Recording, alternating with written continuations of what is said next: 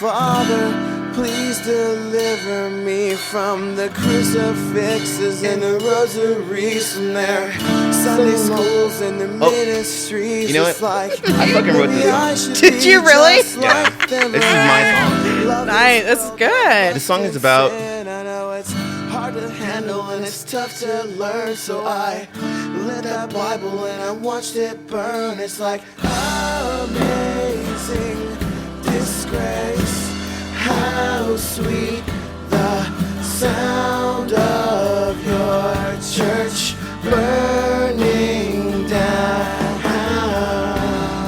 It's about not liking God. Sure, a lot of us can relate to that. Oh, yes. So, it's been a minute, motherfuckers, that we've been able to just chill out and have a decent conversation with some decent, cool people, because everything has been sucking a whole fucking lot these days. I'm gonna shut myself up. There we go. Anyways, so my name is Ricardo Mendez. A lot of you guys probably know me from Talking Shit. And you know Brianna. I don't know if you all know her. Do you know her? Brianna, Probably who are you? only, I guess, we only have a small amount of mutual friends, but I'm Brianna Bannister. Facebook goes by Brianna Kornylak, long story. But yeah, you know, I've been living in Austin for 4 years. I'm a first-time mom. Host a trash cleanup group weekly. And Is that a first for you too? the trash cleanup? Yeah. Yes, it is. It is. You know, it started in the beginning of COVID. Me and my homegirl, Victoria, who I used to work under, actually, she had a company called Rating, still does, but, you know, COVID, everything's like on the back burner.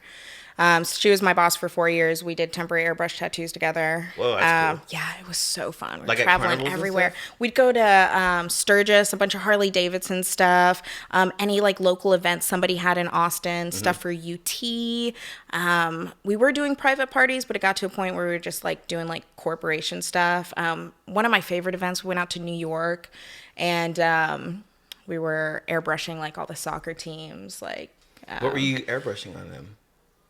just Like soccer balls and shit? Yeah, or- pretty much. So it's like Victoria would go into the computer, design it, print it out with the laser cutter, you know, do all that fancy stuff. And then they would just be like these flimsy, like sometimes 5-part stencils. Holy shit. So it was like the legit like branding of Yeah. everything. So it's like whoever hired us, like we got the colors down, like everything was perfect. Wow, so it's that's like you're fucking walking crazy. around with like, you know, these Harley Davidson Eagles and it's like, it looks super legit. It was No really shit. fun.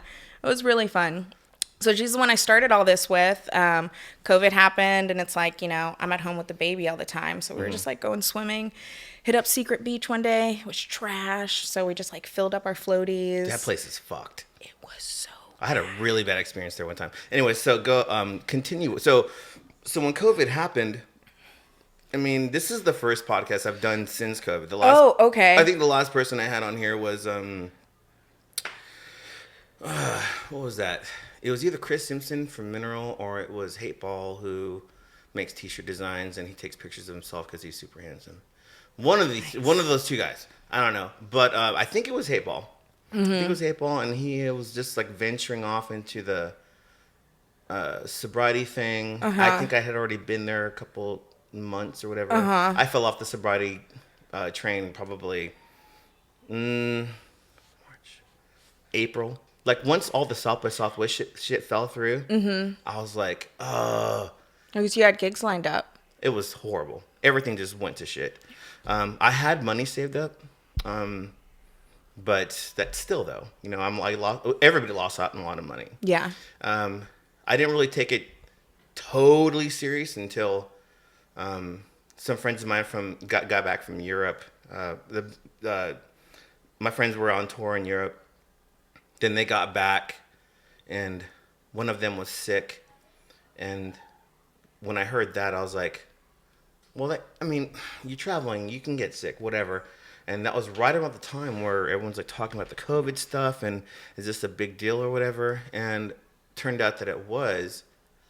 So at that point, I told we had some gigs lined up. And I told my bandmates, I was like, hey, I don't know what's going on with this virus. I was supposed to go to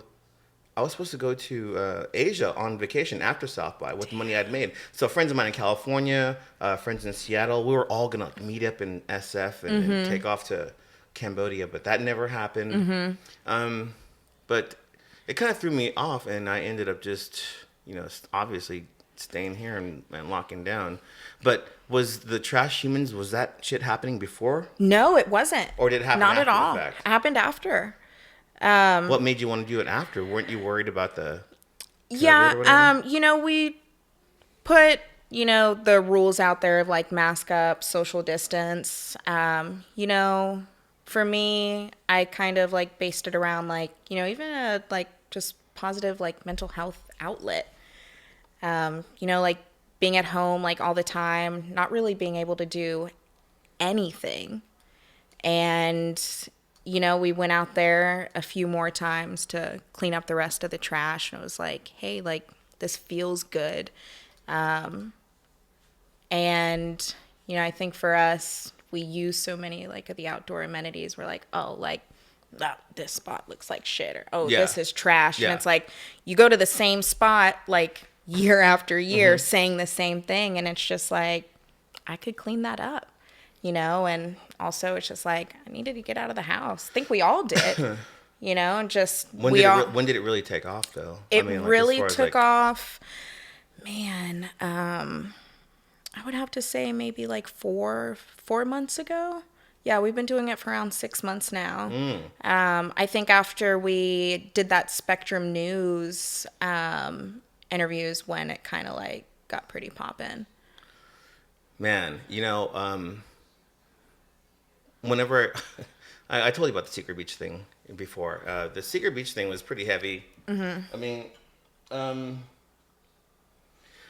whenever I went there to hang out with friends and bring a 12-pack or a bottle of booze or whatever, like anybody else would, you'd see families out there and stuff. But we always like made sure to like bring a extra bag just to take our refuse, all of our junk. I can't tell you how many times I've walked through the Greenbelt and I just see like where a camp had been, and it's just like a bunch of like cans and napkins and just food and or whatever. It's just like, dude. I mean, this one time I was cruising on 71 or the access road over here on Ben White, and there was like a really cool looking car in front of me, and I was in I had this 2004 Chevrolet Colorado, and we were at the stoplight, and I just see this hand come out of the driver's side window, and there was like basically like half of a hamburger from like Wendy's or something, and he just threw it down on the ground.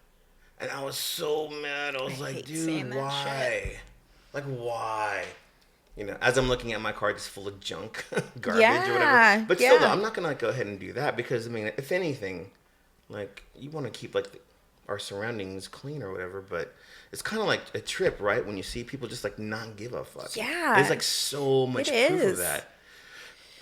When I was in California, I worked for this company. And it was like a restoration company. Basically, like we did like water restoration and cleaning. Sometimes we cleaned dead bodies, like not the bodies themselves, but like where they were. We had to pull up.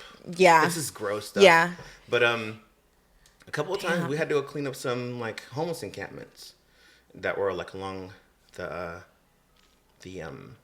like the highways and stuff. And I don't know if you know this, but in California during the Super Bowl, like when I guess like Super Bowl was going to happen in 2015, 2016, it was going to be at San Francisco.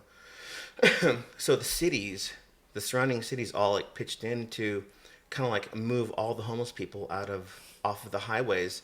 Because like you could like on any given day, you could just drive down 101 to San Francisco or inward like Redwood City, like all that stuff. And you could just see like hundreds of yards of just like tents.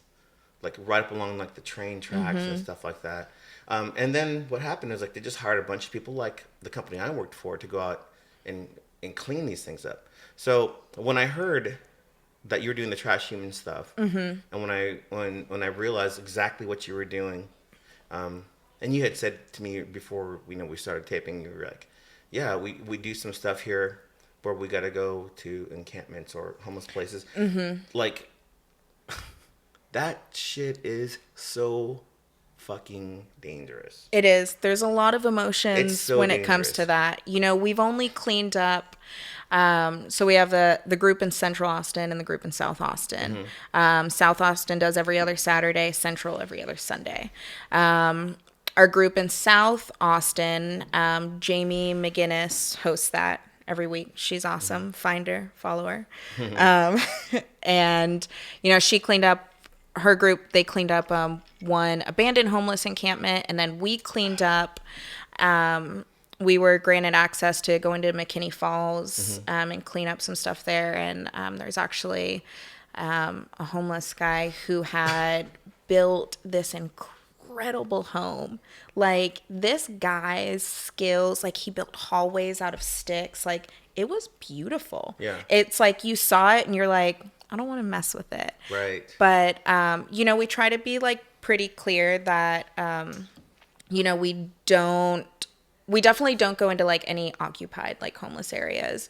And, you know, sometimes even that for us, like, you know, is a little teetering because of the safety. Yeah. So, you know, like, now we have waivers, and we have protocol for if you find needles, basically you just don't touch them. Like, you have to leave them there. We don't have a safe way to dispose of them. Also, taking them somewhere that can safely dispose of it is a lot of money. You know, they're basically incinerating it. Right. So, and then we also, like, really discourage, like, picking anything up with your hands unless you see it and it's, like, obvious there's nothing on it. But then what comes into play with, like, not just the needles, it's human feces. And it's like you said, like, Bags. it's not safe. Yeah, they poop in bags, And- they pee in bags, they just toss it near the work, you know, however far away and stuff. And like seriously, like, when I did that stuff, dude, it was like I had to go through so much training just to realize how crazy it can be. Yeah. Like, did you know, like, some of these people that live in these places, whether they're there or not, or it's abandoned and whatnot, like, they set up booby traps. Like, the places I've seen, Yeah. they will, like, get glass or, like, forks and sharpen them, and they'll dip them in like feces and stuff. So, like, if you happen to step on these things, like, you're gonna get fucked. You know, you're fucked. You can't just. You have to be super That careful. Is all I'm stresses me saying. out. Yeah. Yeah, you got to be super careful with that. Whatever you pick up, gloves, like you don't know if these people are living there. You don't know if if they have, you know, if they have, like, some crazy disease. Yeah. Or if they have, you don't know. Yeah. Like, it could be anything. So I think it's really righteous that you're doing that. But at the same time, I'm just like, wow, it's like so dangerous. It is. You know. Yeah. Yeah. You know that I'm licensed. I'm a licensed meth lab decontaminator. Oh. I swear to God. So. How long have you been licensed for that? Oh man, probably about 3 years now. 3 years Interesting. now. What got you into that? Well, when I was in California, I was doing the restoration stuff. So Uh-huh. I'm a licensed abatement dude for mold and water restoration technician, Mm-hmm. certified water restoration technician. And I wanted to get these jobs. I wanted to have, like, a career in these jobs, which is why I got Mm-hmm. like these certifications and whatnot. But the thing is like, these jobs, they want you to be available 24/7. You know, so at the time, when I wasn't Mm-hmm. married, having that kind of job as a single parent raising a kid Yeah. is just, what am I going to do? Take him Yeah. to, like, they can call you at 3 a.m. Hey, we have a leak over here in Westlake. Let's go get it. And what I'm supposed to do? Leave my kid? I can't. Yeah. So I just couldn't. Yeah. So I don't know. That sort of thing just, like, sort of fell by the wayside, but it's still something that I know. But I do have a lot of, like, memories of exactly how dangerous it can be. Sometimes you could be cleaning up a homeless encampment and these fools show back up. Yeah. This is my stuff. Who took mine? And all this stuff. I think you texted me last weekend when you were talking about doing this. You said you're going to go out and give some homeless people some food. Oh, yes, Yeah. actually. Yeah. Tell me how that went. Yeah. Were they angry? So actually, no. Okay, all right. It was a really good experience, Okay. you know, and I've never, you know, gone out of my way to ever, like, do anything like for anybody experiencing homelessness, you know. Also, like living in 2020 on South Congress for a while and having to be walked home after a Magnolia shift, you know, it's like definitely ran into my fair share of dangerous people experiencing homelessness. You know, when you get off at midnight, Yeah. you know, leaving like, you know, bar at 2 a.m. Sure. And yeah, at the time, like there was a lot of like crazy shit going down like in that part of the neighborhood. But yeah, I was always just kind of like, well, like I'm gonna stay away. Like, you know, I don't want to like be involved in any of it. And Victoria, she had the idea to go pass out some hot chocolate when the temperature dropped. So we just filled up that big Gatorade thing of hot chocolate. And we went out there and yeah, like I didn't experience like any negativity from that. I had some like old blankets, and my neighbor Kendall came with us as well. And we just like were handing out like, yeah, just like the blankets and the jackets we had. But everyone I ran into, like, there was cool. I did get to see one fight. Wow. You saw a bum fight? I did, yeah. Yeah, I saw when we were rolling out. But yeah, and you know, like me, I'm just trying to like get a little bit of like everybody's story. It's like, you know, like what brought you into this position? What brought you here? What brought you here? You know that you're operating in a hostile environment. Yes, yeah. And whether they want to be hostile or not is like one question, but whether it's just like you ever just like just if you're having a bad day and you yell at your boyfriend or your homie, you're just like, dude, fucking leave me alone. Oh, I'm sorry, man. I'm just having a bad day. oh yeah, Like, don't cross my path. Yeah. some of these folks down there who have nothing other than a sleeping bag and a tent. Yeah. Like they're looking. It's like a street level reality of Yeah.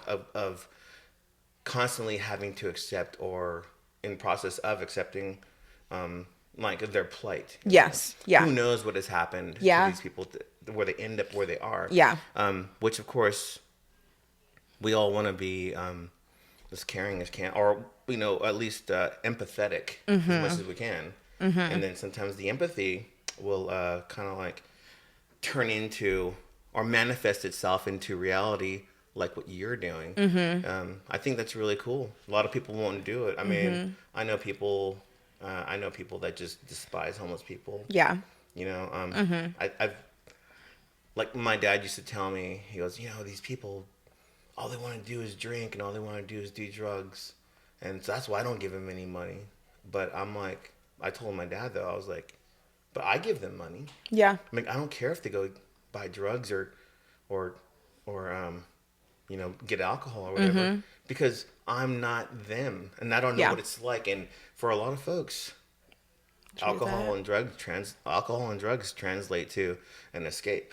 And Yeah. now, so who am I to deny them a couple bucks? Yeah. Whatever, you know. I mean, at least I will acknowledge and say hi. Yes. You know, Same. It's like, because you know you never know who's on their last day on earth. Yeah. whether they just like, there might be one dude walking around going like, everybody ignores me, I'm like invisible, and you know, if nobody says hi to me today or even acknowledges me, I'm checking out. Yeah. And that might be the day you say, what's up, man, I don't got any money, but take care of yourself. That just might be enough. Which is, you know, one of those things. I don't know if you knew this or not, but in the 90s, I was homeless for a long time. Didn't know this. Yeah, I was homeless. I want to say I was 18. Right when I turned 18, my mother was she got angry at me because The angry. well, mother. I have like 4 younger brothers. Okay, I didn't realize you had siblings. Yeah, I have 4 younger brothers. Okay. Like, they're half brothers, but they're basically my brothers. Yeah.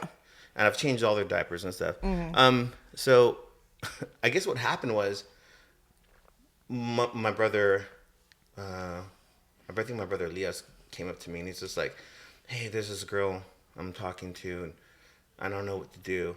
And I'm the older brother and I'm 18. I think Yeah. he was like 15 at the time. Or, no, it wasn't him. It was my brother David. He was 5 years younger than me. And I told him, I said, hey, you know, if you're going to be like talking to any women or girls or whatever it is, you know, just always remember, just use a condom Yeah. I mean, if you're gonna be hanging out Yeah. with these girls, just remember to use a condom, and that means, I'm like, that means you go to the store and you have to buy this. And I told them though, I was like, dude, you do. It does. I mean, you're too young to be doing that. But if you're hanging out with these women or girls at the time, like, I want you to be careful. Mm-hmm. You know, because at that time it was just like all the rap was just like, you know, use a condom, wrap it up, and all that kind of stuff, right?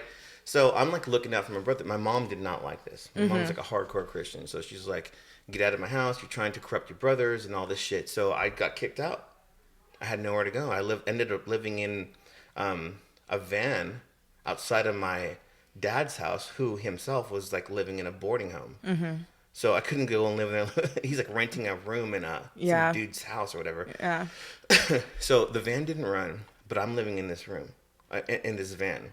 And I lived in this van probably about 8 or 9 months. So yeah, if you ever want to know what it's like to feel invisible, just be homeless and go panhandle for money. Put some dirty clothes on and go panhandle for money, and you could see like real like the gnarliness of people, how mean they could be. You get like an inside. You're clued into how mean and desperate and people can be, who are eager to not just like be mean to you, but take advantage of you and do all this stuff. I remember there was this place I used to go dumpster diving for food, and it was a deli, and I used to go dumpster diving, and I used to just eat whatever that was thrown away, leftovers, half-eaten sandwiches and shit. And one day I went in there, and there was like bleach all over the food, because they had figured out that me and my friends were going in there dumpster diving. So rather than them letting us eat the leftovers, they would rather just pour bleach on it so we would not go out of their way. Right. So, I mean, and then also other places we would go dumpster diving for pizza. Some places did, and some of the times the people that worked there were really cool, but most of the time it was just like all the pizzas were sprinkled with Clorox, bleach, or some shit. It's like unable to eat it. So, yeah, I mean, I went through that shit for a long time, and then finally when I kind of like, I got out of that mode, and I ended up living with some friends, and I got a car and got a job and whatever. I joined a group called Food Not Bombs, which was, I don't know. I mean, I know that it's like all over, but It sounds familiar. Food Not Bombs is it's an organization. I think it's based out of Berkeley, and it started in Berkeley. I want to say it started in the 60s. Or the 70s. And the whole thing about Food Not Bombs is like, we're going to pull together as a community to clothe and feed the homeless people, which is what we did. So I did that for a while.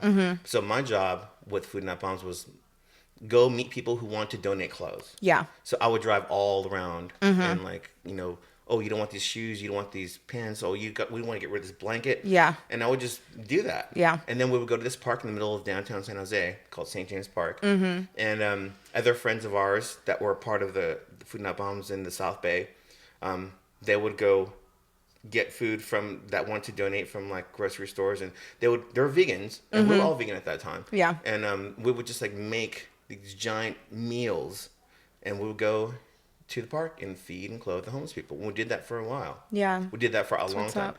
But of course, like I'm kind of reiterating to, like I was reiterating to you earlier, is like there was a lot of danger. Yeah. Like I can't tell you how many times like we gave somebody a blanket and then give them some warm bread and some food and they were just angry about it because there wasn't any meat, but they didn't understand. Like, dude, we're vegans here, and we're like super political. Yeah. It's like super, we're just super like.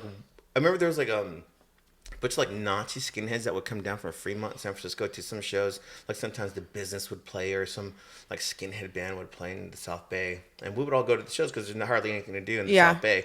But the skins would just show up and like fuck shit up. So we ended up like going toe to toe with a bunch of Nazi skins. So we considered ourselves like super like, I mean, I guess you'd call it woke now, but Yeah.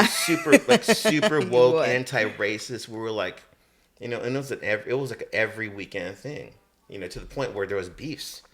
Like Fremont had a big old thing, and but anyways, I mean, I'm kind of going off on a tangent, but the whole thing about it is just like, so when you told me that you were going to go down to go give these people some hot chocolate, I was like, oh. Right as the sun I is get setting it. on top of that. I get it. So where was that? Was that right downtown? So we went, Under the bridge? yeah, right across from the police station. Right. Yeah. So we went there. We went there second. We went right across the East Cesar Chavez first. There's just that one strip on the right where there's a lot of... On First Street or Cesar Chavez? Cesar Chavez, yeah. Oh, by the IHOP.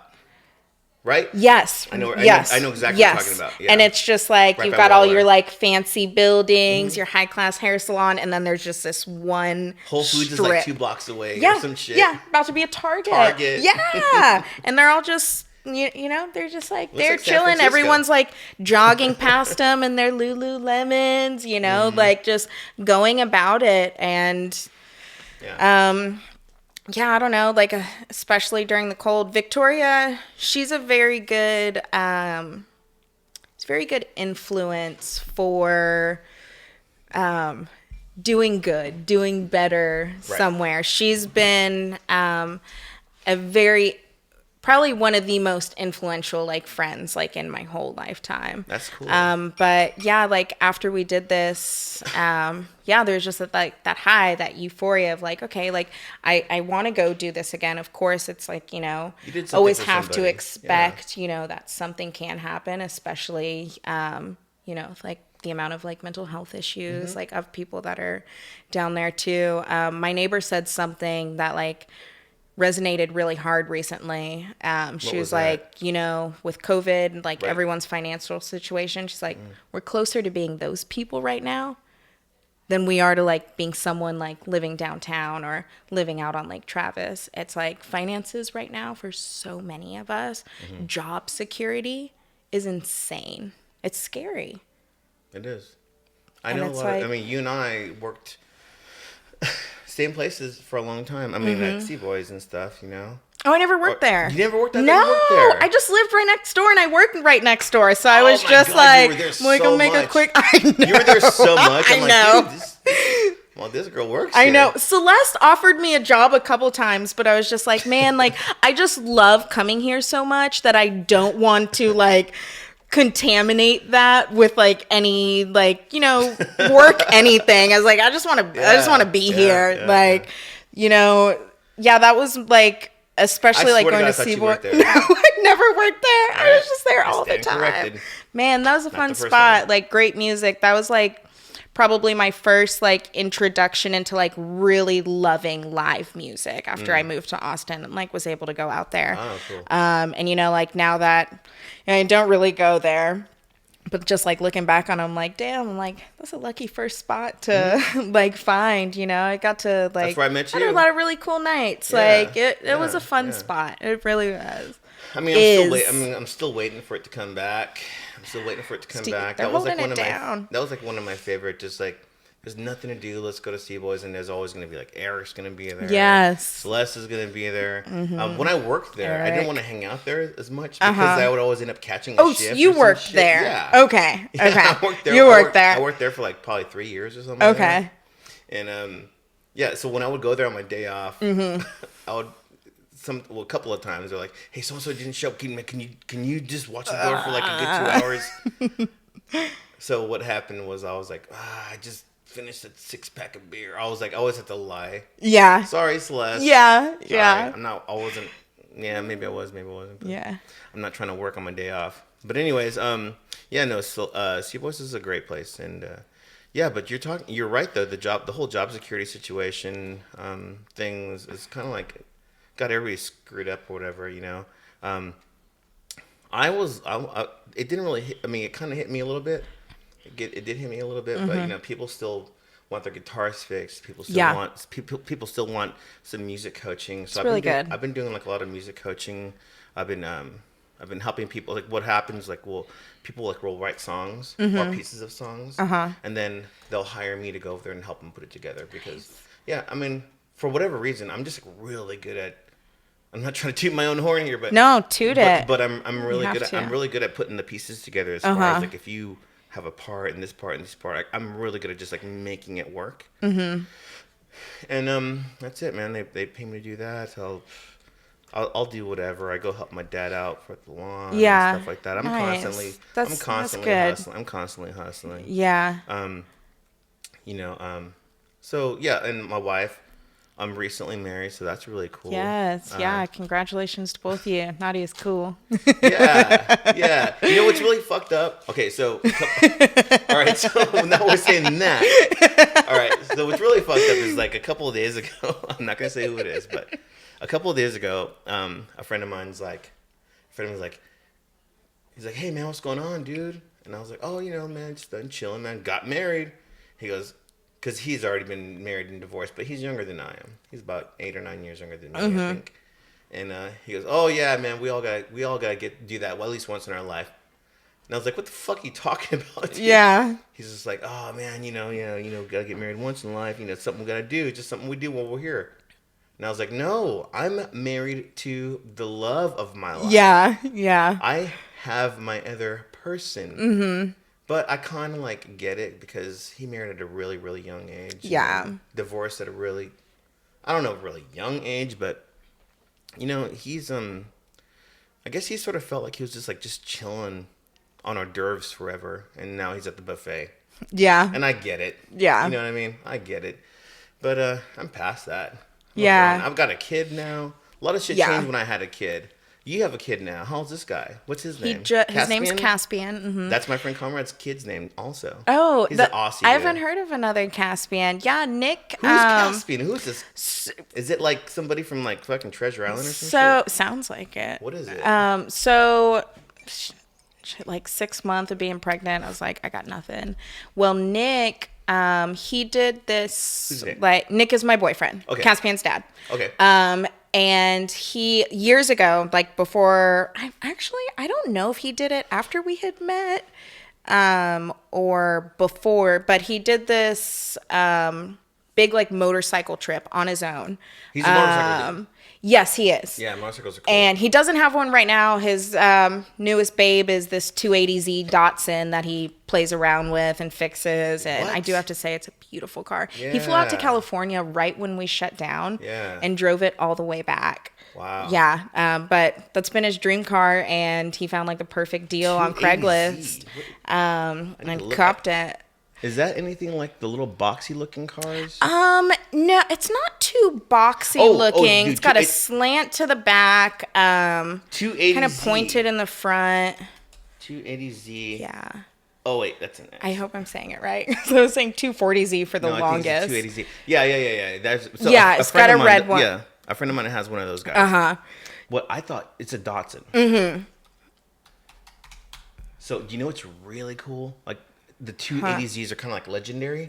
They are. Yes. They really are. The Datsun 510s. That's I haven't seen. It's these guys. You ever seen these guys right here? Here, I'm going to turn it this way. These dudes, gosh. Those are so cute. These things are bad to the bone. Those are so cute. I'm not going to pretend I know about the engine stuff. But, you know, I've always wanted... Look at that thing. I like station wagons. I love station. Yeah, Oh my God, Nick got me into those. Yeah, this is these things are well, you know, you can find one that's like, see, people trick them out like that. Yeah. They trick them out like that, and I guess they're really fast and sporty, but they like really caught on in the 80s. I don't even know what year these are, but it's kind of like that Mercedes shape. Yeah, but they're like, this is like one of the coolest cars that Datsun ever made, and they get souped up and all that stuff. Yeah. So that's what I was thinking. But you know what he has though is he has that 280. Yes. It's the 280. Yes. Is it 280? Yeah. And you know, like, I've told my grandma about that car, told my mom, and it's like, seems like all like women around my mom's age have some story about some guy they knew that drove one of those cars. And like for my mom, it's just like, you know, that high school boy that will never leave her head, you know, pick her up in that car. But yeah, it's nice. I'm really happy he has it. But he was, his motorcycle is out in Houston at his parents', but it's commercial fishing. And I probably don't have the story like completely put together, but he had worked with someone like maybe like this woman for a little while who had some like really incredible stories, who had like died shortly after, and she'd always bring up her son Caspian, and because it just really resonated with Nick as to Yeah. like, hey, like if I ever have a kid, like this is the name it's gonna be. Yeah, and that's what it was. It fit, and it fits him perfectly. So Nice. cute. Yeah, he just Yeah, turned he's a a little year. cute- He's little so cute cute. kid. He's so sweet too. Yeah. He just turned a year September 30th. So year and a month. 13 months, you know, whatever you want to say. Oh, but man. Let me tell you. Let me tell you. Soak it up. yeah, Soak I that. love it. You saw Desi when you rolled up. Like, he's just chilling there playing video games, eating shrimp. Like, one minute they're like sucking on a bottle, looking at you all doe-eyed. Next minute they're like climbing up the stairs. You've been climbing up the ladder at the playground. You've been helping them climb up for like 5 months, and then all of a sudden one day they do it on their own, and your mind is blown. And the next thing you know, they're over here doing math and playing video games and like saying "bruh." Yeah. You know what I mean? Yeah. Like, Yeah. So yeah, soak it up. And a friend of mine named Josh, my friend Josh Langford, who's plays guitar for a band called Starving Wolves, and I think I know. I think I know Josh Josh. Was he bartending part time at Sea Boys at one point? no. Okay, no. I'm thinking of someone I don't else. think no. Josh is a carpenter, like Jesus. Oh. And no, Josh is like really cool. And I remember one time I was like, I had just had Desi probably like maybe a year, and I was over at Music Lab doing some stuff, and then I saw him and I ran into the band, and they're out there outside Music Lab drinking and smoking, and he's like, "What are you doing?" And I was like, "Oh man, just dropped my kid off at the sitter, dude. It's amazing. I got a band rehearsal right now." I'm like, "Dude, children are amazing. Children are awesome. Children are awesome, dude." And he looks at me smoking. He's like, "Dude, you don't have to tell me. Soak it up, bro.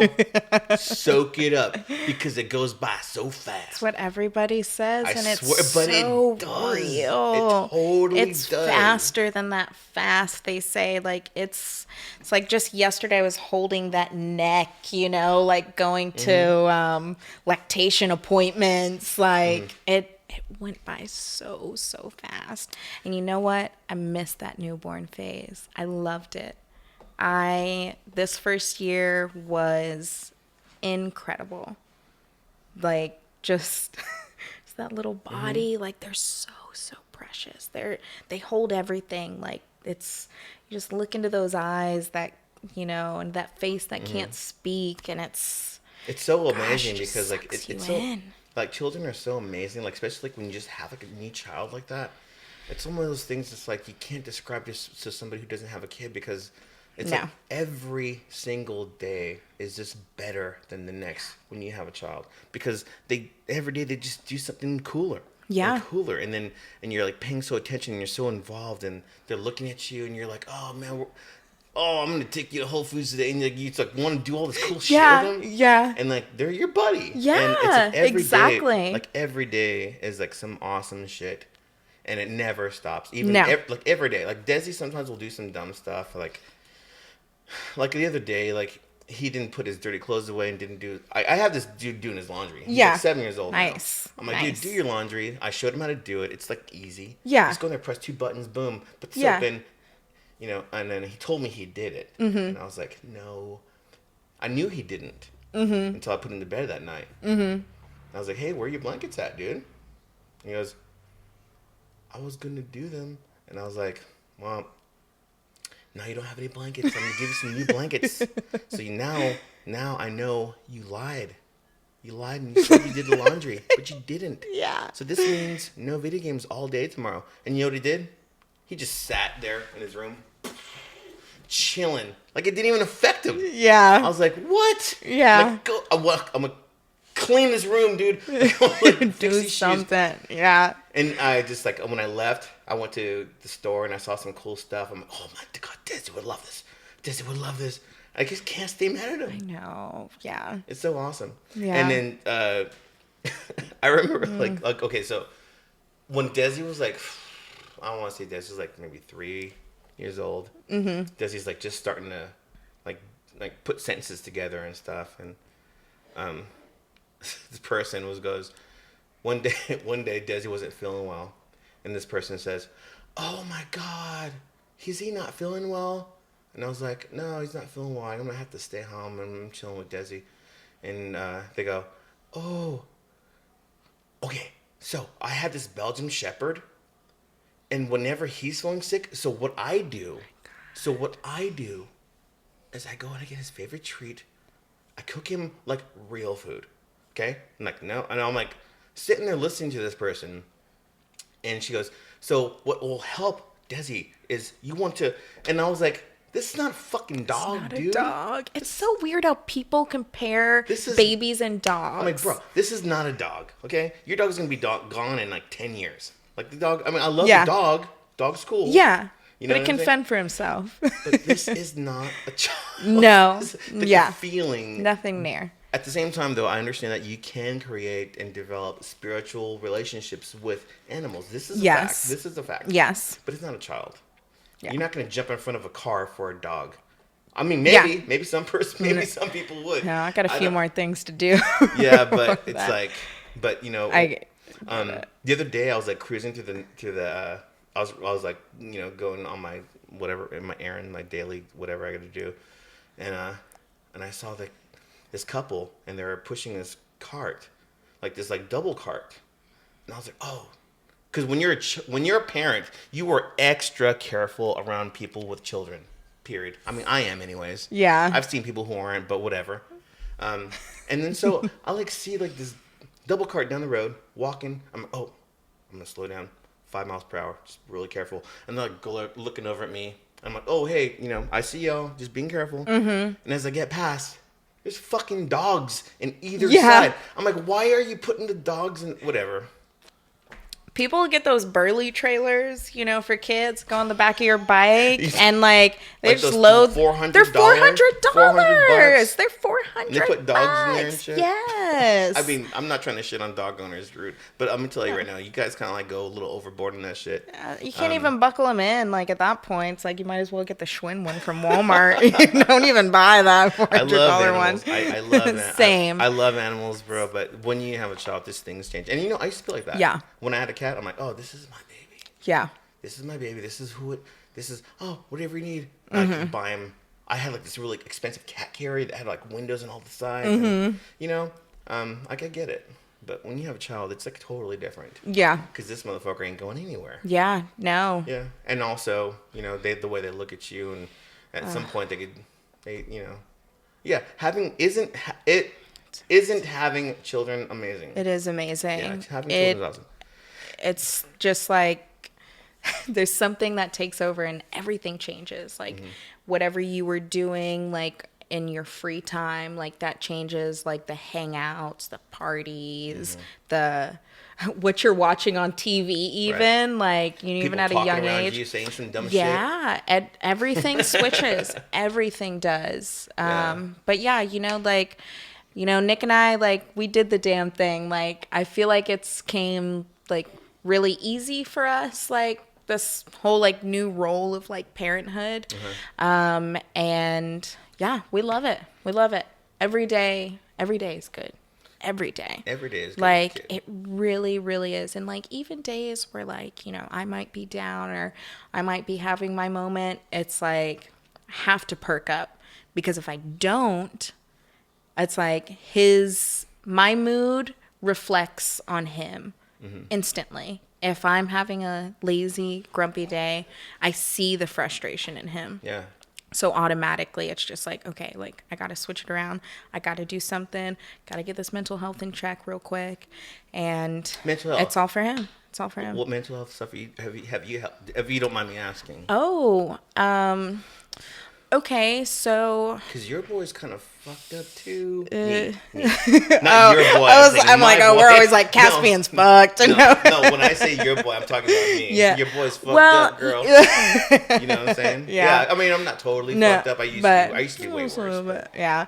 You know, well, I've definitely, like, have dealt with some pretty, like, you know, serious, like, recurring depression, like, for... you know, definitely like my adult life, and, you know, my mom, like, she's a little crazy. You know, I was on a lot of like antidepressant sleeping pills, like at the age of 13. How's that like for you? Like as far as like And- when your depression hits you, like how do you know when that is happening?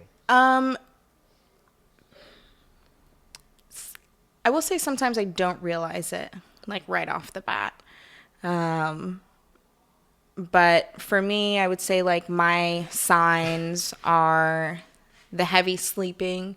You know, usually when Caspian wakes up in the morning, it's like, oh, I'm up. And, you know, sometimes I'll like try to put him back to sleep and it doesn't even register, you know, like why I'm trying to put him back to sleep. Right. Yeah, I can be like really irritable, really moody. My diet, you know, that's like a big thing for me. Like I've been like fighting a sugar addiction for a my diet's really, fucked. really long time. Yeah. And like for anybody that doesn't have a sugar addiction, like it kind of might sound like a little silly, but Sounds cute, but it's not really cute. Yeah, it's like one of those things where like I won't have sugar for days and like I get in, like, it'll be like a nasty mood. It's almost like you're detoxing from it. It's really hard for me to stay away from. But yeah, that's like one of my signs too. And I have, like, I just cry. Like, just cry. Like, I can be doing anything. And Isn't like, that weird? I'm just like, I'm crying all fucking day. Isn't that weird? And you know, before I had Caspian, I had gotten on the first antidepressant that I had been on since I was a child. I was just kind of at the point where I was like, all right, like, I think I just want to like stabilize myself a little bit. You know, like I've seen this therapist, seen that therapist. Finding the right therapist is so hard, especially it's like, you know, I love psychology. I'm always reading up about it, watching about it. So like, you know, I see this psychiatrist or this therapist and I'm like, oh, I was like, they're just textbooking me, you know, like they're not really interested. Like you're doing your job. And, you know, some like I get it, but, you know, I don't know if I like overthink it sometimes. But I got on this antidepressant and it actually made me like feel the best I had like in a really long time. Like I was looking forward to going to work. Like I could last longer at work. Yeah. I would say like the only like side effect that I was having from it was taking like longer naps during the day. I was on, the medication was called mirtazapine. It was a newer medication that had come out at the time. And, you know, crazy thing is like I was on it when I got pregnant with Caspian and I had like a long like mental battle with myself of like, well, you know, there's no history of anybody pregnant being on that medication. So I had to stop it. And like, there was a moment where I was like just being like super real, like, do I like want to have a baby or do I want to stay on my antidepressant? And yeah, it was like really hard to just like figure that out. And then like my like shit psychiatrist, he's like, well, you can go onto this website and if you notice like anything, you know, that happens to you, like, or the child, like you can record it, like, so it's there for people in the future. I was like, so you're like asking me to be like a free test subject basically, which is like really weird. So I never saw him again. And then I just kind of like cold turkey stopped taking my medication. Some of these motherfuckers don't give two shits. No, they don't care. They don't give No. No, straight up. So let that so be real. known. So yeah, They don't now give they don't two care. fucks sometimes. And like even at the time too, like before I got pregnant with Caspian, like I was taking the antidepressant, and I was like having a hard time stopping smoking pot. So I was like, yeah, like, you know, I'm like dealing with this too, and it's like, oh, I can prescribe you something to get rid of that craving. And I was like, no, like I just want to like, I don't know, like work through the issue of like, hey, like, what is it that's, you know, making you like hide away and like sink into your bowl or like your joint, you know? It's like, yeah, it's like pot can be fun, but it's like, it definitely like was a crutch for a long time. Like I wasn't even like smoking like to have fun anymore. It was just like, just medicating. doing it, not Self-medicating. doing anything, not getting anything done. It's like, and, you know, because it's like natural. It's like, oh, this is fine. Like, this is good. Like, I can do this. I can do this every day. And it's like, no, like, you can't. But, yeah, you know, like, I think for a long time, like, I didn't feel any of that. Like, through my pregnancy, I was, like, in amazing spirits. Like, I felt the best, like, I had in a long time. Like, even after getting off of that. But also, it's like for the health of the child, like don't be stressed out, Right. all that kind of stuff. Postpartum is a real And thing. I didn't really like kind of start feeling the postpartum until like later, like kind of soon after he became a year, because I was just, I don't know, and like with COVID too, it was like I just feel like trapped. I got some Like I friends. feel so like just like trapped is how I felt. But yeah, Because that's it's like not just like not only are we just like dealing with like the street level reality of like just being stuck in our homes and like losing the things that we were accustomed to, and the lifestyle changes and the possibility of realizing is like maybe this may never even get back to how it was. yeah. Like that's a pipe dream now, okay? So we're looking at the problems at hand, and then all of a sudden, in addition to that, you're dealing with like some some emotional stuff and some mental health stuff, like like all of us, like me. Yeah. And then on top of that, you're a parent, so this is like some monumental thing. There's been plenty of times too in my life, because Desi's mother bailed like when Desi was 3 months old. God, that's So it's just like been me and this like, little dude. So up until like I had this kid, like 3-month-old baby, I just been playing around. I've just been like hanging around, drinking, playing video games, and hanging out at shows and playing my guitar. And all of a sudden, I'm just like thrust into this role of like I gotta keep this. I gotta make sure my son's fine. And so there was plenty of times too, like where I was like, am I up to this? Can I do this? And there was like probably, honestly, I'm gonna be real here. Yeah. The first like year and a half, maybe even 2 years, I was like probably straight on just autopilot. Like fire here, boom, let's go pay the rent. Fire over there, boom, let's find some new work. Babysitter can't do this. Oh, I got to do this now. It was chaotic. It was chaos. Yeah. It was chaos in my so when all that kind of like leveled off and I finally like had a steady income, that's when like my depression like kind of dawned on me. I want to say like maybe when 2008. Like I don't know how your depression was for you, but for me it was like I just woke up one day, just go, and then like 30-40 seconds into just me being awake and just like I'm awake now, I just was like, why am I awake? Like, why am I here? What am I doing? Do I know what I'm doing?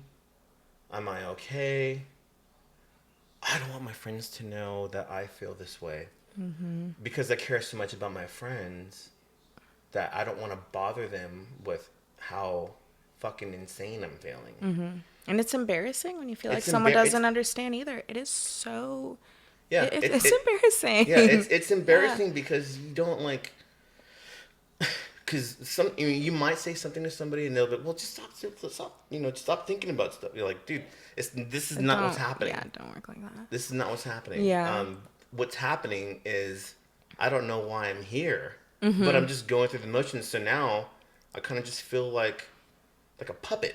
And not only am I feeling like a puppet, I'm feeling like I'm pretending to not inconvenience you, and I'm pretending to be the good dad, and I'm pretending to, and it got to the point where I was just like, dude, and people would invite me to parties and stuff, and I would just be like, I just feel like massively alone, because all I'm doing is pretending to not be upset so I don't upset y'all. You know what I mean? Yeah. And that's how my depression worked for me. At the time, I mean, because being a single parent's already stressful enough, and at the time, my father and I were going through some legal bullshit, and my father is like he's a black hole in my life, and I love him, but he's just so unaware of how he just like flushes me down the toilet every day. So I'm dealing with that, and then I just broke, dude. I'm trying to like do a record. I'm like with my band. I'm trying to work, and I'm trying to, take care. I'm trying to be a father. I'm trying to help my friend move here from Asia, and then at one point I just like broke. I guess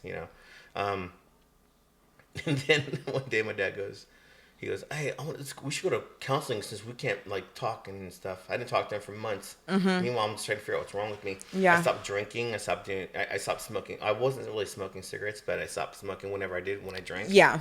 I started exercising a lot. And I started getting more sleep. I started like meditating. I did a lot of praying. I'm not religious, but I am spiritual, and I believe that I believe in like guardian angels and stuff like that. So I started focusing a lot on that and asking for help. And then my dad and I went to therapy, and 3 or 4, I think it was our 4th therapy session. On the way to our 4th therapy session, he goes, because the therapy session was to help us start getting along. You know what I mean? Because he did some really horrible shit to me, and that I had to like take legal action. Yeah. Which ended me. I had ended up like throwing down like fucking $5,000 just to undo some shit my dad had done to me. Yeah. Without him realizing, because he's so fucking paranoid or whatever. Yeah. So I fixed that, but in that process, I had just like checked out. And then I think it was on our way to our 4th therapy session. He goes, hey, I don't think we need to go here anymore. I feel better. And I was like, what are you talking about? You feel better? I don't feel better. Yeah. He goes, well, I don't know what we're paying her for. My dad had hired, because he wanted to go to therapy. I was like, all right, you hire the therapy person. I don't want to hire the therapy person for you to think like I'm in cahoots with this person. Yeah. So you pick him out. He picked a fucking marriage counselor. Right? He picked a marriage counselor. So, that's some funny shit. But this person's a marriage counselor, but she specializes in helping people communicate. But just so happens, that's her thing. Yeah. So he picked her. So I remember like the first time we were there, we're like filling all this paper. How often do you all sleep together? When's the last time you had sex and shit? And my dad's looking at me going, what the fuck is this person? And I'm sitting there going, dude. And I grabbed the card. I'm like, you hired a fucking marriage counselor? So we got into the meeting with her, and I'm like, hey, we're not married. I'm his son, and he picked you, and he doesn't know. So she goes, oh, no, I specialize in helping people. It's just, like, that's my specialty. Whatever. So on the way to that fucking 4th one, my dad goes, I feel better. I'm like, I don't. Yeah. He goes, well, what am I paying her for? I'm like, what do you mean, what are you paying her for? You're paying for her for us to be able to talk. My life has stopped here, man. You're fucking me up. So we go over there, and then she was an older woman, I want to say it's like mid-60s or at least 70s. Okay. And my dad, swear to God, my dad looks at her and he goes, I don't know why I need to be here anymore. And she goes, well, are you guys doing better? I'm like, I'm not. So she goes, all right, Rich, well, tell me how you feel. Like that kind of shit. Yeah. And I'm like, no. I want him to talk to you. And my dad says, this is the last time I'm paying you. You're not telling me what I want to hear. Don't you see? He's a kid. We're old. Oh, man. So I was like, oh, my God. Still ain't getting it. Yeah. So it was like totally over his head. Yeah. And then that was the last session. And then after that, I started feeling better somehow. Because I realized, I don't know what I realized. I don't know what happened, but I kind of like started breaking through the darkness. And every day I woke up, it wasn't as dark. And I don't know if y'all know this, but like when you're depressed, sometimes things could look, it could be like the most beautiful day and things just like look gray. Food doesn't taste good. When something cool happens, you're not as excited. And your kid could smile at you and you're just like, I gotta be strong for this guy, And then one time I took Desi to, pre-K. And he's like barely learning how to talk, right? And he looks at me when I take him to the class. He goes, it's gonna be okay. And I was like, oh my God. Oh. I'm like, what? And he goes, it's gonna be okay. And I was like, oh my God, dude. Oh my gosh. Because children can be so perceptive. Yes. And for me to like, all of a sudden just like, oh my God, I've been thinking I'm fooling this kid. He's like 3 years old and he knows better. Yeah, he sees it, he feels it. So I felt like, oh my God, I'm totally failing. What am I gonna do? Yeah, that's something a dog can't do for you. No way. But what I'm saying though is like, it's and I talk to other people too. other people, other parents Yeah. who'd gone through similar things. So it felt good to know that it just wasn't me going through that. Yeah. And if people can identify, because there's nothing worse than meeting somebody that goes, man, just get over it. You'll be fine. Yeah. Because it's like they're not intentionally being invalidating. It's just like on a level that they just cannot understand how much this is affecting you. Yes. You know? Yeah. And so, so it makes all the difference in the world to talk to somebody who totally Agreed. understands. Which, going back to, circling all the way back around to you're talking about finding a right therapist. Yes. So finding the right type of therapist is usually the people that are the most damaged, if not more than you. Yes. So because you it's like if you're trying to lose weight and you're gonna go find a coach who's been thin all his life. You don't want that coach. Yeah. You want the coach that used to be a big fatty like you. Yeah. Someone you can relate to. That knows what you're going through. Yes. That can relate to you and get in here. Yeah. Because you have all these walls built up. You have all these preconceptions built up. You have all this what's going to happen next kind of shit. Yeah. That only certain people can understand. So, So typically what I found is I guess like the type of person that you're going to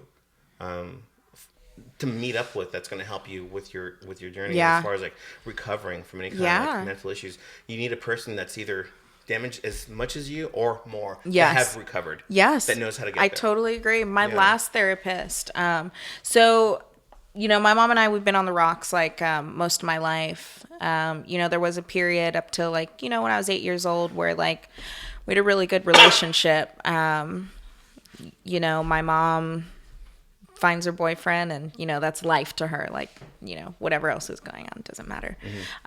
Well, when the death of George Floyd happened and we started having more marches. And this is something that's like happened to me like quite a lot through my adult life is I have a lot of very random memories that pop up from my childhood that were completely forgotten about. And when that happens, like I kind of go into a spiral. I go into like a really start like analyzing it. Well, something that popped up during this time was when I was younger, my mom and her boyfriend, they used to call the cops on me all the time. All the time. Hit me, I'd run away, call the cops on me. I'd get arrested. They'd say like I did this, like I did that. As I got older, like I had some like admitting from them like, oh, like, we lied to the cop this time, or oh, we lied to the cop that time. And it's like, yeah, like I was arrested all the time.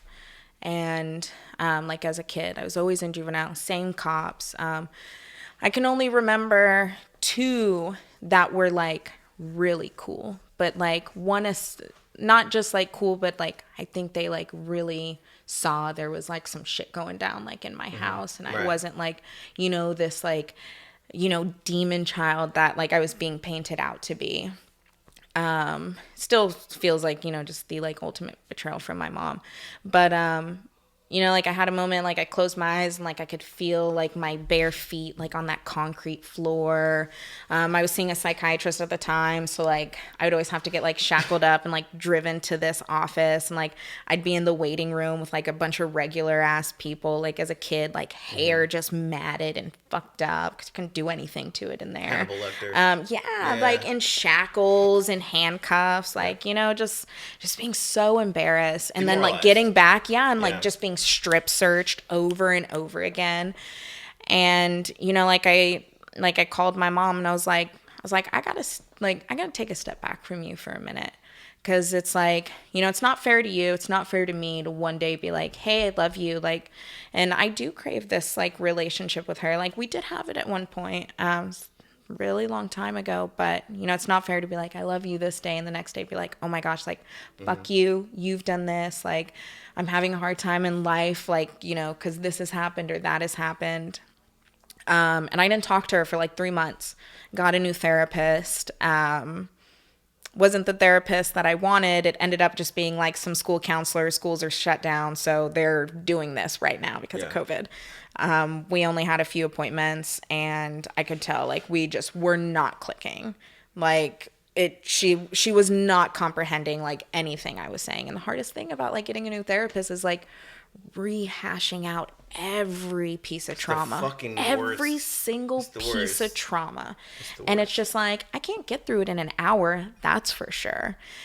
And God, I hate doing that. But I ended up like stopped seeing her, and then like I called my mom like a few months after, and my mom has MS. She's had MS for about 2 years now that she knows of. It's very mild MS, but she's been going to psychiatry appointments too. I called her and she's like, yeah, like, you know, like I passed my psychiatry. Like I don't have to see my psychiatrist anymore. Like I'm not depressed. I haven't been depressed in 3 months.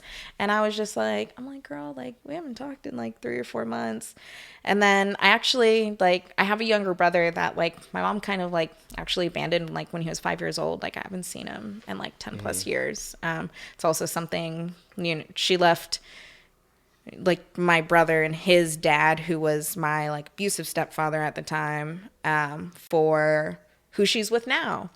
And you know, that sent like me down a different spiral, and like same for my brother. But it's like she just like, you know, kind of like forgets about him. She's like, oh, like I'm not depressed, like this is good, that's good. And I was like, aren't parents I'm awesome? like you realize like like I don't know how you're good right now. Never, no efforts to see Caspian. Like every time I go to Nick's parents, it's always kind of like, you know, embarrassing when his family's like, oh my God, like your mom, like she must be so excited, like this and that. And it's just like, man, it's like she could not give a fuck. Like that's how it feels, you know. And like the same excuses like I've been hearing since I was like a child. It's like, all right, like miss me with that now. But I don't know. It's like, I think like not talking to her for those 3 months kind of like reminds me of like how your dad was like, oh, I don't need this anymore. You know, she's like, oh, I'm good. And I was Very just like, dismissive. I'm like, Yeah. I'm not.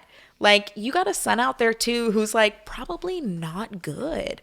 And it's like, you know, make up whatever like you need to in your head. But like, I just gotta like come to this like realization of like, this is you.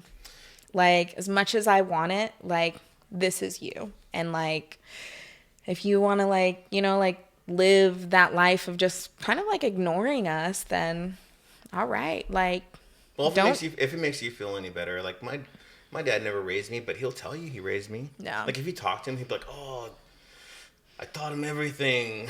Yeah. You know what I'm saying?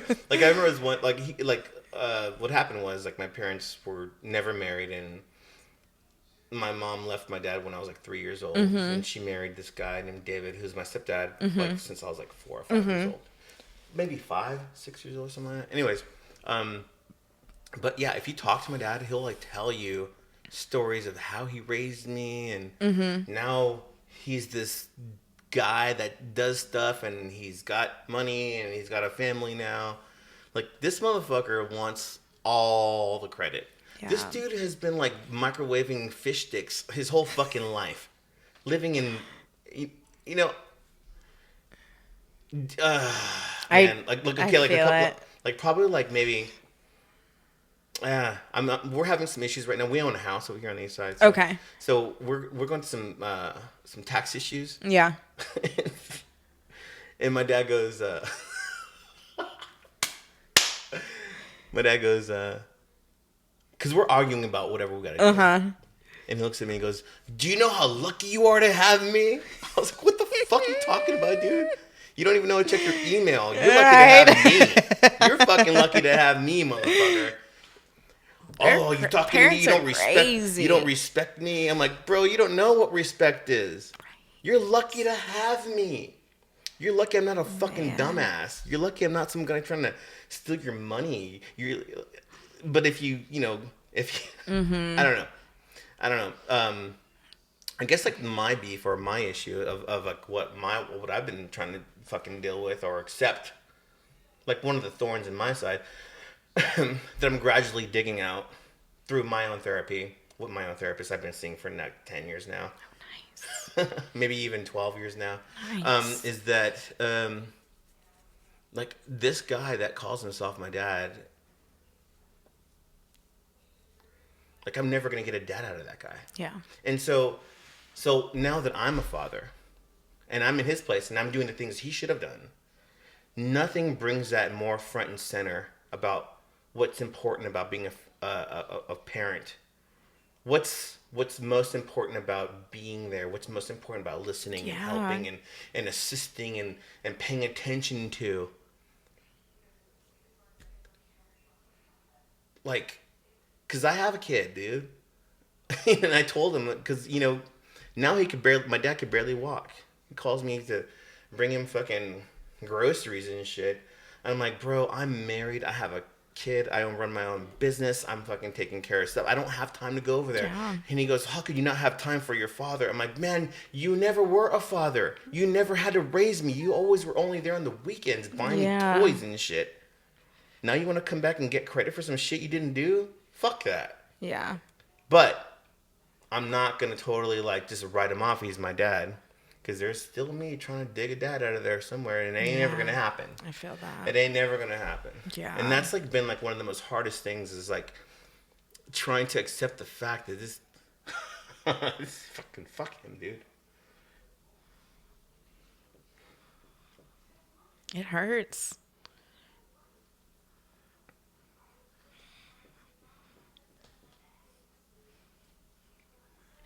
Man.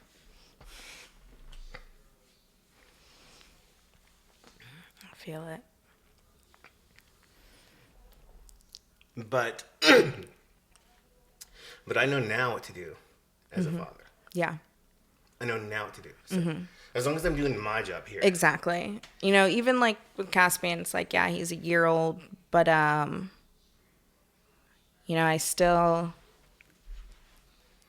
now that I am a parent, it, like you said, really brings up a lot of those past actions from your parent. And it's just I think about Caspian's future all the time. It's I can't wait to fund whatever you want to do. I can't wait to take you here. Just, be there, wherever you want me. And I just, even those feelings, I'm I just think to my mom, I'm how? I was how have you been so uninterested, in me for such a long time? How did you, how have you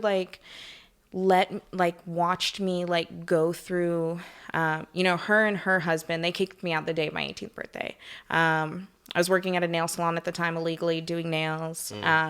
Day of my 18th birthday, I basically just grabbed what I could, chilled at a friend's house for 13 days in Colorado Springs and flew out to Texas. She came up to my job with a bunch of boxes of shit, threw it in front of the door. So embarrassing, where I was working. But yeah, they kicked me out the day of my 18th birthday. Never taught me how to drive, nothing. But it's even a lot of shit I went through after that. When I lived in Tyler, or moved back to Tyler, Texas, it was all just really fucked up. And it's I would always call her. It's I could have called anyone else in my family, but I'd always call her. And it's just she could not give a fuck. And now I'm just I really, really needed somebody at that time. I was desperate for, a supportive phone call. Even, if you ever wanted to send me money, it's what she never has. But yeah, just having Caspian, I'm she's just not there. She does not care about my life. And,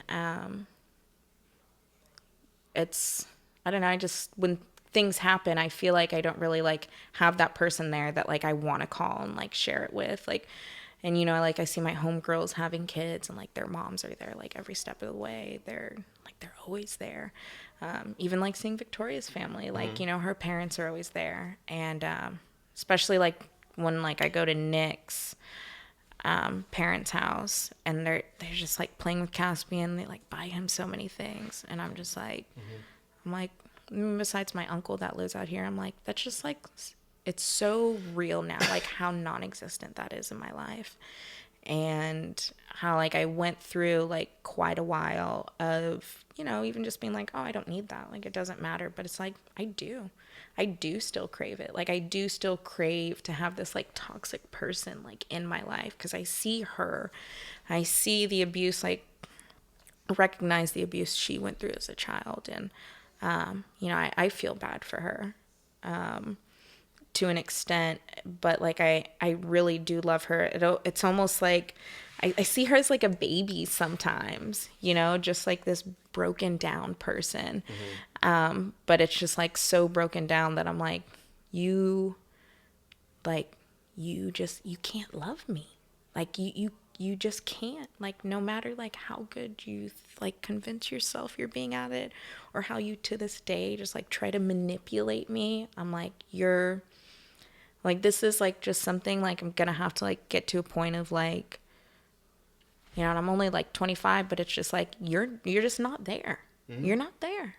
And it's like, and you fucked me as a kid. Like, you really did.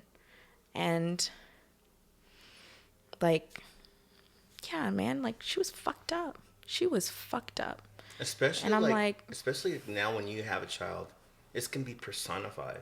It's like personified. It's like just way more now. It's like way more up in your face now, because now that you're a parent and now you're trying to do the best you can, or a lot of these things that you're doing, it's almost like involuntary. You don't even really, it's not hard. no, You know, it's not hard to love your No. fucking kid. But you know, when you realize that, and then you look back and go, oh, why couldn't you? You know what I'm saying? Like, why couldn't you do that? Yeah. My mom's got this line she loves to use. You weren't exactly the easiest child. You weren't exactly the easiest child. And I've written a lot about this line. And, you know, I should have brought that journal page, like I wrote all about it, because it's the best way I've ever been able to like put it into terms. But basically it's like, you know, I see it as like a way to like manipulate a child. You know, it's like, oh, you weren't the easiest child, so it's like, oh, okay. So this abuse was a bit warranted. Yeah, I wasn't the easiest. When it's like, you can't tell a child that. Like, a child is a child. Like, you should expect different reactions when you put them in different environments, different Totally. situations, around people like they don't know. It's like, these are that's psychology. Like, it doesn't take, you know, any kind of expert to just, you know, figure this out. But, you know, she still uses it, and it just still, to me, is just like, will you get there? You'll never get there. It's like, and you know, some of the things like she did to me, like, I just look at Caspian and I imagine myself doing it to him, and it's just like, I just Oh my break down God. I would 100%. never do. I'm just like, I mean, if it's what? if it's a question of like, just What? like, you know, trying to put like, just I can't even fucking say it. I can't even say some of the things that happened to me. But now it's like, you know, now that I'm in this position, and you know, one time I was in California. One of my aunts died, and I was hanging out with my cousins, and because all, you know, my situation is just one of many that me and all my cousins had to go through because our parents were such shit. And I'm not trying to be disrespectful if y'all see this, but you know, y'all fucked up with us. So that being said, I was concerned because all my cousins have kids now. We're all parents, and I remember talking to a couple of my cousins. I was like, hey, we're not gonna go to the after thing to go drink. I'm like, no, we don't do that. We got kids. We got things to do. And I was like, oh, so we're not like our parents. And then one of my cousins says, he's like, nah, man, we're way past our parents now. You know this. Yeah. I was like, oh, so spot on. It's like so spot on.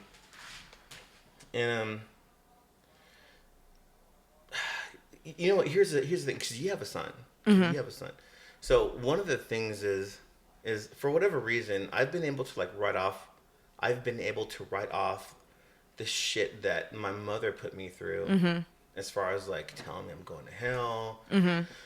I remember one time my mom was like, she goes, oh, you're good at guitar? That's because the devil blessed you himself. God, what the fuck? And I was like, what the fuck are you talking about? Yeah. And I remember I was trying to be defiant. I was like, yeah, dude, Satan loves me. I was like, but it kind of like stuck with me because I'm like, my mom thinks I'm cursed. Because I was like buying all that religious shit, you know? And so, you know, I've been able to like walk away and kind of like write off all the stuff that my mom did, you know, to me. But for whatever reason, the stuff that my dad did as a son, as a man looking at this guy, it just affected me in such deeper ways. It's like, dude, it's like I made you a grandfather. Okay, you have a daughter-in-law now. I've been around the world 3 or 4 or 5 fucking times. I've worked for all these giant bands. I have records. Yeah. You know what I mean? I'm a genuine like person. Like I'm not a dummy. What else do I gotta do? Yeah. And every time we're in the car, he doesn't like my car. He doesn't like my music I write. He doesn't like the music I listen to. He doesn't like the places I go to eat. He doesn't like my friends. It's like, at one point I realized, I'm like, bro, you might like me, and like, you might love me, but you definitely don't like me. Yeah.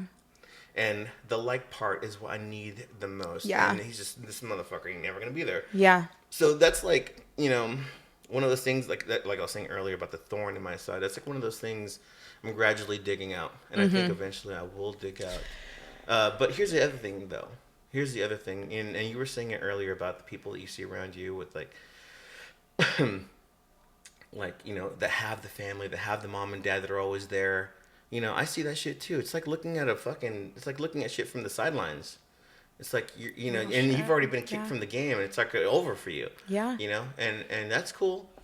But I have a chance to go ahead and remake that and make it happen for this person over here. Exactly. You know what I'm saying? Exactly. Like, I have that chance to do that. Like, where my parents fucked up, the least I can do for my kid is just make sure that I'm going to be the best person I can be. Yeah, cut that generational trauma out. Yeah, and set the example. And Desi's, he's half Mexican, I'm 1/8 Tigua, Native American. And so Desi is 1/16, so he qualifies. The 1/16 is the last qualified. So technically he's half Latino because his mom is white. And so oftentimes I wonder, like, what kind of, like, especially now, like the political stuff that's going on and the pressures that I had growing up, like people would tell me, like, I remember I was in high school, I wanted to be part of this Latino club, but they told me I wasn't Latino enough. I'm like, I don't understand. What do you mean I'm not Latino enough? And they'd be like, oh, well, you listen to Metallica and you wear leather jackets and you like Nirvana, and that's like not what we're about. That's not what Latinos do. So I kind of like sort of just gave up, like, trying to be accepted by the Latino community, even within my own family, and they loved me, but they would tease me. Yeah. Did you kill a chicken this weekend, mijo? ¿Qué pasó? What happened? Yeah. Kind of shit. And I'd be like, oh, I have to just laugh it off because my tia's drunk or my uncle's drunk. Yeah. Oh, here comes General, man. You like that Satan music? And then, so kind of like, it's like throw me under the bus, like, playfully, but sort of like making me feel like, should I have not worn this shirt? Yeah. Should I have not worn this jacket? And now, in retrospect, I realize that they're just being cool to me. But at the same time, it made me think about, like, the Latino club I wanted to be a part of. And I was never accepted because I wasn't Latino enough. Like, I didn't have the uniform. Like, I didn't have the saggy pants. Or I don't know what they wanted me to do. I don't know what they wanted me to do. Yeah. Because I thought just, like, my brown skin was enough. So when I think about Desi growing up half Latino, I'm, like, wondering, especially the way shit is now, it's like, how is it going to be for him? Yeah. Like, how confused is he going to be? If this is like the fucking... If race is front and center, then what the fuck... Yeah. What's going to happen to this? What's going to happen to this kid? The only thing I can do is kind of like sort of shelter him from it and just kind of like let him know that it's not about your skin color. It's about who you are, how hard you work. Yeah. You're brown. I mean, you're brown. Yeah. But you're not a victim. I've never seen myself as a victim. And I grew up poor with shit fucking parents. And I ate fucking mayonnaise sandwiches and lettuce all through elementary school. And I grew up with nothing. And I never for a moment ever felt like anybody owed me anything. Because I always knew it was me in this life taking care of myself. So when they threw that race shit at me, like from the Latino community, I'm like, well, I don't belong here, and I'm not white, so where do I belong? I need to be punk rock now. Yeah. Because punk rock, there was, like, all diversity. There was, like, brown people, white people, Asian folks, leather jackets, purple hair, gay, straight, whatever. and the general consensus among that crowd was basically we all accept each other no matter what. This is where all the weirdos are at. And I felt like I grew up punk, and I felt like very accepted in that. I just don't know if that's something like that's going to be available for Desi. So I have my concerns of him growing up biracial. Yeah, we think about that with Caspian a lot too. For sure, because I mean, as much as this man's going to grow up to be biracial, there's going to be somebody there to discount him because he's biracial. Yeah, on each side of it. Yeah, when my mom moved me to Texas when I was younger, from newborn to like 8 or 9, I was living in San Diego. Mom had a wonderful job. She's a gemologist. Went to this really nice school in San Diego. And then, she met my brother's dad, Steve. And then it was all of a sudden like, oh, we're moving to Texas. Middle of nowhere, Texas. Well, not middle of nowhere. We lived in Tyler, but our house was out in the country. There was a point after a couple years, I started like getting this like false sense of an identity as a child, especially because like the school, the elementary school and middle school I was going to was majority Black and Latino. And Katrina had just happened too. So like everybody that was like affected by Katrina like had moved there too. So it's like the schools were like a bit like overpacked. But I remember like there were times like I would like come home and like I'd be talking like a different way. I would like I would like just develop this like down south, kind of like hood like accent, and my mom should be like what the fuck, like why are you talking like that? Well, it was like my mom would do things like give me like 3 outfits like for the week of school. So like I'd go to school like it's like, just smelling fucking dirty, like a kid. Like I've always had this kind of hair. It'd be flat in the back. It'd be matted. Like there's this one girl in middle school who actually do my hair for me when I would come to class. Like, it's that bad. I'd be bullied. I remember for like wearing these same jeans. Like I remember these jeans so vividly. Like I was always ranked on for it. Or like the brand of clothes I had on, because my mom would like buy me sneakers from like Walmart or wherever. Just like calling my clothes like no name brand this, just like these superficial things that like didn't matter. And yeah, I guess like maybe I just, started this like different like talk, like this different accent, like to be like like more accepted. Or hearing the like, oh well, like you're whitewashed, like why are you talking that like that? So like, oh, because you're whitewashed. Or just even like having green eyes, like that's a fucking thing. And like now as I get older, I think maybe it was up to like a couple years ago, I was just like, I'm like, what am I? I was like, am I white? Am I black? And it's like, I really had to like put that down at one point and just be like, like I like am both. Like I love like, just like my mixed race. And I think, it really has helped me like, see things from like, just different sides, like what this community goes through, what this community goes through. But yeah, for a long time, I was just like, same, just like put out like just for like being mixed. And I was just like, I don't know like how I am supposed to talk. I don't know how I am supposed to dress, how I am supposed to wear my hair. Yeah, that shit's hard. I've been thinking about that with Caspian. Yeah, these motherfuckers. It's always something. These motherfuckers just have ideas of how a brown person is supposed to be, or for sure, especially like brown folks, like they just have like this. They have like this idea of what you're supposed to be thinking, or you're supposed to be dressing, or supposed to be doing, or whatever. And then when you don't, like I've been called coconut so many fucking times. Also, I've punched a few people a few fucking times for talking some shit to me, because. One of the reasons why I like left home, and so I don't like being told what to do.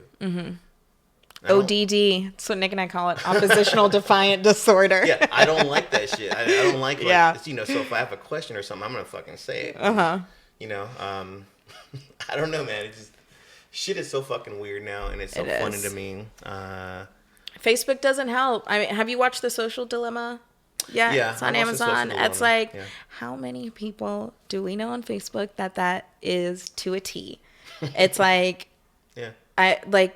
You're changing everything over a social media platform that doesn't have to be true. Right. It doesn't have to be true. It wasn't you can true pay it wasn't however true much before. to put whatever. Like you're looking at things and it's just like you're just forgetting real life. Because this is like not anything. Because I'm 46 and you're 25, so this is not like something like that's like a generational thing. This is like something that can be observed and it can be measured. Yeah. And you can look at it and go, oh, whoa, weird. Because like people were just going like, well, you're Latino, man, so you should feel this way. And I'm like, bro, don't fucking tell me how to feel because I don't like that shit. Yeah. Oh, why are you mad, dude? Yeah. I'm not mad. Don't fucking tell me. I mean, if I feel a certain way, I'm going to say something like that. Yeah. You know what I mean? Or like right now, it's like if you're Latino, if you're a woman, if you are black, you should vote for Biden. You Yeah. have to. Yeah. If you don't, like, you're doing an injustice to like your people right now. If you don't vote for him, it's Totally. like Yeah. I can't. I've seen so much of it, and I'm just like, man, like. No, I know. And- There's just so much that people like want you to feel and see and be like. These things that I see now, and honestly, I mean, I think I posted a while ago on Facebook. I'm like, if everyone was just like a little bit more ghetto, I think that a lot of these problems would just go away. Because like, dude, I'm not fucking gonna do what you want me to do or think how you want me to think. And I'm not gonna do it. I've never been that person. No, be true to yourself. I'm always gonna be that dude. Yeah. When you walk up to me and like fucking try to correct me, I'm not gonna say, who the fuck are you? And if you're a friend of mine, then I'm gonna listen to you and we could talk about it. But that doesn't necessarily mean I'm gonna buy what you're selling. Yes. So when I clap back at people, people go, "Oh man, Rich must be a Republican or some shit." Yeah. No, like, I'm not a Republican, motherfucker. I just don't like y'all talking shit to me, because it's like nobody hangs out with me enough to know, and anybody that's upset enough to like delete me. Like I got this message from this one guy the other day. Oh my god, I'm not gonna say his name. Okay. I'm not gonna say his name, but he goes, he texted me this thing, and he goes, he's like, hey man, I don't really know you. I knew you through a bunch of mutual people, but bro, you're losing a lot of friends left and right, dude. Just letting you know. So backup story on this guy. This guy used to date a friend of mine, who came to me a while back and said, so and so's. We're not on talking terms right now. And I was like, what's going on? And she's like, oh, well, he kind of like beat me. Mm-hmm. I was like, fuck him. Yeah. I'm like, let's do something. She goes, no, he had a drug problem. I'm like, no, now you're making excuses. Mm-hmm. Dude fucking hit you? Fuck him. Let's go get him. I'm going to go get him. Let's go get him. Mm-hmm. No, Richie, you must never let him know. Meanwhile, this guy's like over here telling me, hey, man, what you posted pretty offensive, bro. And just letting you know you're losing some friends. I'm like, get the fuck out of here. Yeah. You beat my friend up, bitch. Don't fucking talk to me like that. Yeah. I don't like that shit. Yeah. You know what I mean? So if I were to have lost any friends, if anybody were to, cast judgment on me or say something to me or kind of pigeonhole me to some sort of way, it's not coming from people that call me every week, know my birthday, that kind of shit. Yeah. Send me fucking, call, like people who are involved in my life and what I do. Yeah. So if they're gone, good, fine. But people that know you know why you believe what you believe, And the people and the people that are friends with me also like me because I'm that way. Yes. You know? So that's the other thing about it too. It's just like people get caught up in this, like this whole, like what really bothers me is like this race shit. I can't get over it, dude. I just can't. It's like like I said earlier, dude, I'm just not a victim. I just don't buy that. Mm-hmm. I just don't buy that I'm a victim. I just don't. Mm-hmm. Okay, if you feel that way, cool. But don't try to convince me that I am. Well, yeah, exactly. And it's like now, like from what we know, just like, some of the facts of history, like we see where like whole communities have been like, yeah, you fucked these people. Absolutely. Like you've put like generations of like fucked up shit into these people. Yeah, let's fix it. Yeah, and it's like, like as you've seen, it's like these problems have been being fought like for a long fucking time. But I think like generalizing like whatever group you're identifying with and saying we all have to feel this way. It is absurd. It's like, don't take away from like those that like really like like really are going through it, that really have like been fucked like through a system, because it's like that's out there. And it's like, if you think that shit's gonna disappear, like with Trump again or Biden again, or Biden's like, No. you got it twisted. It's like, that shit before. ain't going anywhere. And then like, just to like stand like 100% like true to myself, it's like, I definitely don't identify with a political party. But it's like, I definitely like am not going to identify with any politician that has degraded any group of people throughout any time. That doesn't even matter if it's been 10 years ago, 15 years ago. Yeah. It's like, I like being like just true to myself. It's like, I won't support that shit. I won't. And it's like, I can't stand by it. Like it's so fake. Like it's such and it's so obvious. Like the plays, the political plays, the like it's just like, vote for me, vote for me, vote for me. It's crazy. I have friends of mine that just insane. refuse to vote, which is fucking whatever. It's fine with me. Yeah. So kind of like sort of wrapping this all back around to what you were doing. With Trash Humans. Do you not think that all the stuff that we talked about, kind of like sort of, the things that you went through, the things that like when you're down there, you're looking at these homeless folks, black, white people, Mexican people, and shit like that, because of the things that you've gone through and the things that you've had to endure, maybe some of these homeless people out there have children that they don't get to see. Yeah. Isn't this like sort of a roundabout way for you to like sort of help them? You're helping yourself by helping them. Yeah, for sure. And I never want to come off as like sounding like selfish by being like, it makes me feel really good when I do it, because it does make me feel really, really good when I know that it's like, oh, I gave you a cup of hot chocolate. It's like, I even see like, some people, it's like hot chocolate, it's like, fuck it, like I'm gonna just throw it on the floor. It's like, you see that, it's like, all right, like it is what it is. But yeah, like it does make me like, it makes me feel good. And I was never at that level in my life of being in a time of need, but I've been in multiple positions at some point where like I needed something, even if it was a cup of hot chocolate, and if I could have had somebody around to, give me like whatever, like even the smallest thing. It's like you even experience it like waiting tables, like, regular bring something in for you, or, just being nice. And it's like, that shit feels good. Also it's like, our city don't be doing anything. So it's like, so you're out there on the front lines. I'd like to do something. Yeah, you're out there like doing something, correcting the wrongs within your means to do it. Exactly. Within it's like where I can help, where I have the time, where I'm not taking away anything from my son or like what I have to do. But, and that's part of like the thing with Trash Humans. It's like, if you can do good somewhere, like do it. Just the thought of it can sound like, just way too heroic, like, or all this, but it's like, no, like it's recognized.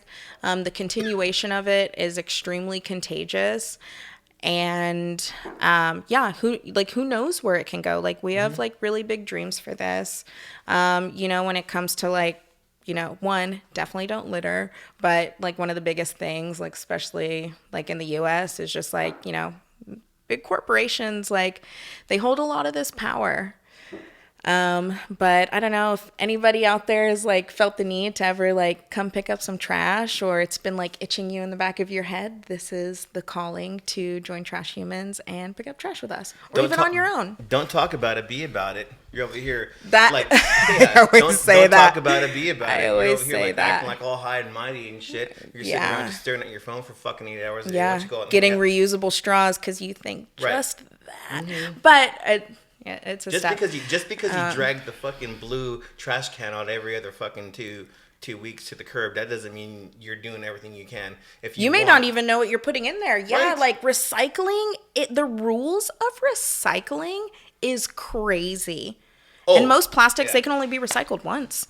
It's like, See, I didn't know that. oh my gosh, it is crazy. But you know, like one thing like we're really gonna start doing is like we ourselves want to start doing you know, like we want to cut out reusable products like in our life where we can. So it's like this is a learning process for us too. And we just like kind of want to like bring the journey like we're going through like front and center, and show people it's like, you know, like you might see, you know, like the cute Instagram page of reusable this, that, but it's like it is hard. It is a big lifestyle change. And I don't know, I think the more people like you see doing it, like, yeah, it's really encouraging and it does make a difference. Well, we sort of like rounded all the corners, I think, in this I conversation. think so, We went a little yes. bit over. We had a fun talk. We had an emotional talk. We had some serious like racial shit going on. We talked about children. Yeah. And now we're talking about what you're doing for the community. Yes. You know, honestly, I got to get out there and I got to do some stuff too, because I can't just talk about it. I got to be about it. Yeah. So now I'm feel that. involuntarily Yes. co-opted Yeah. to do it. Yeah. So you all should go ahead and contact them, and she's going to let you know how to get a hold of Trash Humans. Yes, so we do have a Facebook page. I feel like a lot more people are on Facebook than they are Instagram. Trash Humans ATX. Our email is trashhumansatx@gmail. You can go to our website. It's trashhumans.org. Our Instagram, Trash Humans ATX. And also, we do have a Venmo set up for donations. Everything goes back into our group. Grabbers for our volunteers. Compostable like burlap sacks that we reuse to pick up the trash. One of our big dreams right now is to get a trash truck, so that we can go to a lot of different places and just really load it up ourselves. Right now, we load our trash into like a little Fiat, or we recruit some of our volunteers. But that donation on Venmo is Trash Humans ATX. Trash capitalized, human capitalized, ATX capitalized. But yeah, you know, we're always looking for more volunteers, and we always want to hear about new places that you think need a good cleaning. So please get at us. We want to meet everybody. We really want to just cover Austin with Trash Humans. Excellent. Yeah. Don't just talk about it, be about it, you fucking self-righteous fucks. Go out and help somebody. Anyways, I love you so much. I love you too. It was so good to see you and do this. It's been so long. It's been a minute, and man. we This talked shit's about fucking this weird. a long time ago. We have. And it's always been in the back of my head. And like now that I'm like actually doing shit, it's like it feels really good to like come out here, reconnect, and just talk about all this. We'll see who watches. We'll see who takes. You know, we'll see who like go ahead and takes us up on it. Yeah. As far as COVID stuff, be safe, stay socially distant. Yes. I recently got tested for COVID, so I'm clear. You should be okay. I should be fine. Yeah. You should be okay. I'm fine. And I I'm not- produce breast milk. I ain't scared. I ain't scared, and you shouldn't be either. Anyways, thank you very much, and we'll see y'all later. Bye, and thank you, girl. Thank you. Nice. My soul is damned. I'm the bastard son of a million whores. I'm the cold wind blowing outside your door. Amazing disgrace. How sweet the sound of your church burning down. You hear that shit? Oh, man, I'm going. Who's singing this? Me.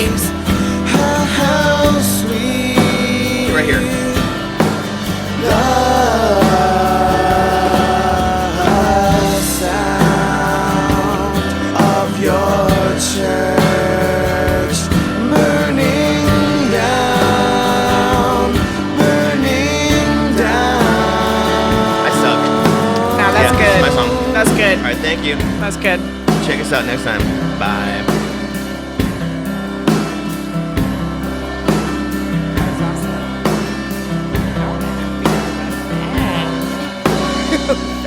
Fast. It's fun, right? It really is. Damn, that felt really good. Definitely the realest I've been for more than just myself. I know. It felt good. Everybody loves Really it. I did. love it. I haven't done it in a while.